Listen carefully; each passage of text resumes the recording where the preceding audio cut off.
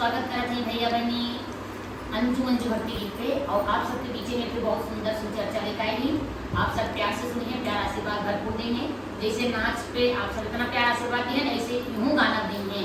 और बहुत सुंदर सुंदर गाना लेकर आई कहाँ से, क्योंकि महाशिवरात्रि आवा था, एक ना थे सुचर्चा लेकर आई। आप सब ज़्यादा से ज़्यादा प्यार आशीर्वाद देंगे, तो बने रहें सुचर्चा भजन में।